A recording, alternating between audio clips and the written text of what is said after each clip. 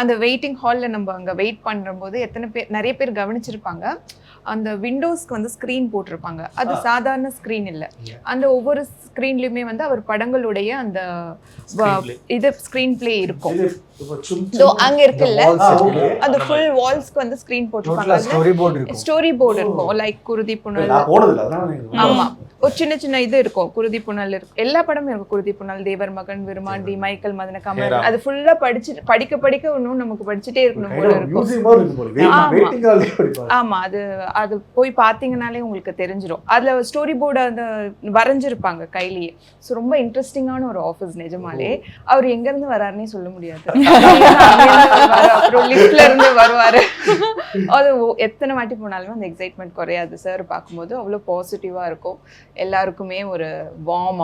அவர் ஒருத்தரை பார்க்குறாருன்னு சொல்லவே முடியாது. எத்தனை பேர் இருந்தாலும் எல்லாருமேலேயும் அவரோட கண் இருக்கும்.